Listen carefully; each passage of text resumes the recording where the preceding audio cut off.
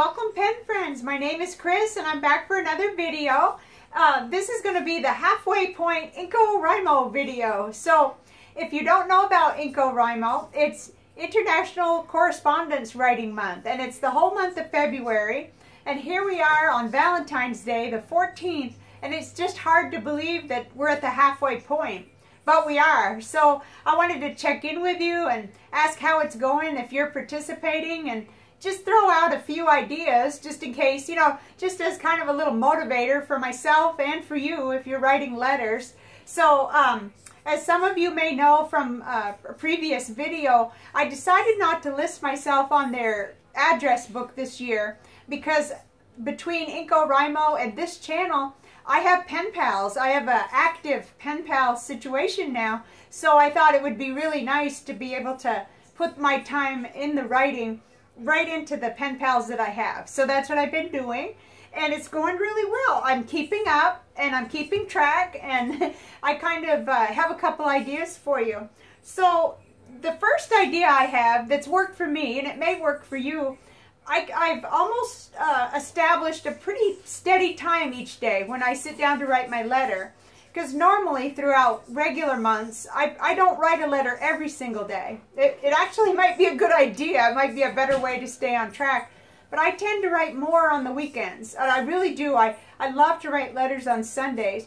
But what I've noticed with this is that if I stick to my established time, which is right around 4 o'clock in the afternoon, it's a time when I need to sit down anyway. And it's really fun because then it's a change of pace. It's not as active, but my mind is active, but then it gives my body a chance to rest. So I really think that if you can, and if it works for you, a structured time helps. And then the other thing, of course, I've talked about a lot is having the structured space if you can.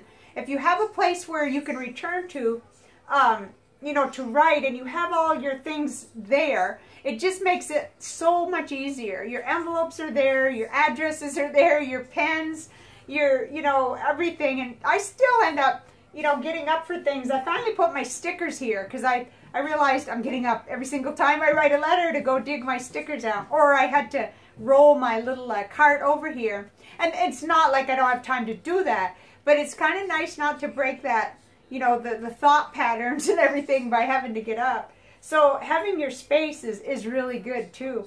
And I wanted to say something about that. Like right now it's clean. Of course I kind of tidied it up for the video and for my Instagram photo because I make a colossal mess when I write letters. I have stuff everywhere. I'm likely to go in the other room and pull out the last letters from the person if I'm trying to remember something even, So I've got letters everywhere and I've got paper everywhere and I really need to have a little waste scrap basket by this desk.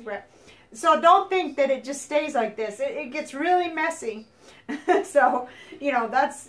oh, and another thought I had that kind of related to the idea of having one space that's set up for your activity of writing letters is that I used to be a preschool teacher, and that was our whole strategy. I had 12 4-year-olds, and you have to have some strategies. Well, one of the things we were taught was to have centers in that classroom, and so they had dress up, they had art, they had the music center, and it made it easier because even the children, the young children, even the preschoolers that were 3 and below could put things away.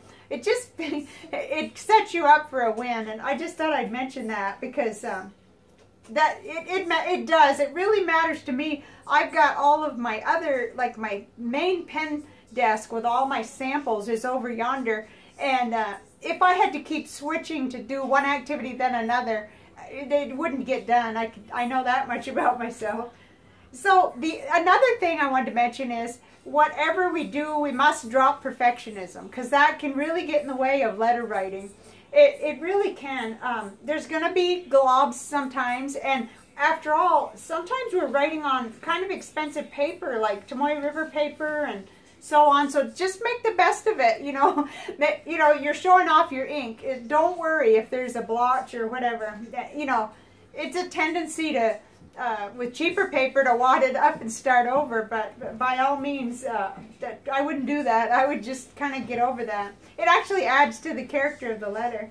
So, next thought that I had was, you know, how much of a change of pace it really is to write real letters, drop them in the mailbox, and it takes time for that letter to get to the person, and it takes time for them to respond. And, you know, it's like so different than the rest of our lives. The rest of our lives are, you know, it's a push-button society. We're doing texts and likes and you know, hearts, and it's all instant. And so it is different. And it is, we just have to kind of, it's a real leap of faith. You know, you put that letter in the mailbox and you hope it gets there, and you would feel bad. Like, what if it doesn't get there and they think I didn't write to them? Well, it's, the whole thing is just a real kind of a practice in faith and in, you know, letting go of the outcome, really, because that's how it is. So,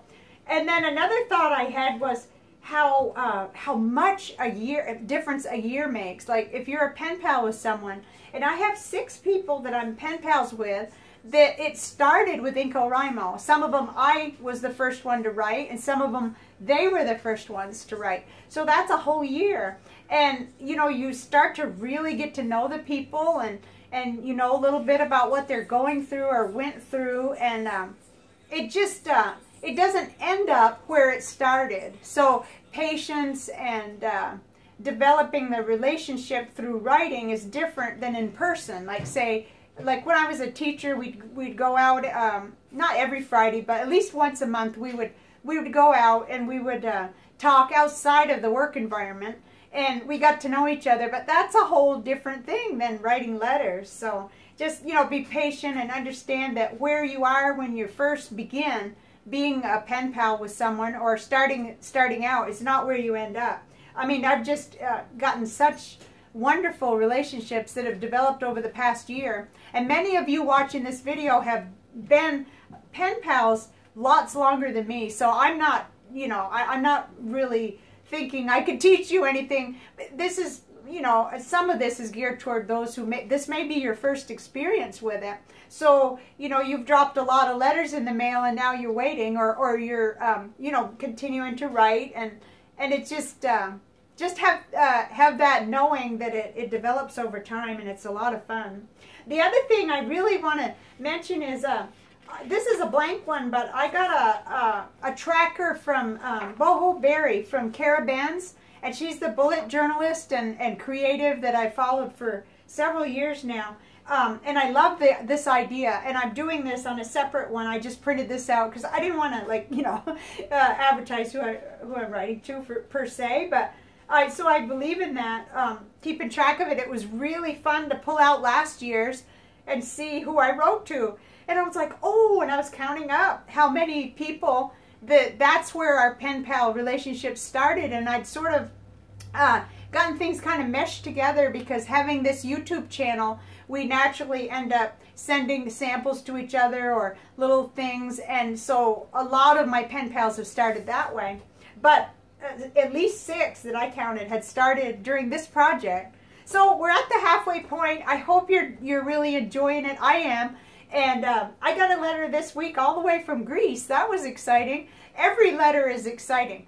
But, you know, it was just really like, wow. And it made me go on the computer and look up this area to see what part of the country it was. And I'd certainly never seen stamps from there. So, you know, there's all these excitements and things. And right now I've got 6 letters to respond to. So I actually haven't at any point yet gotten past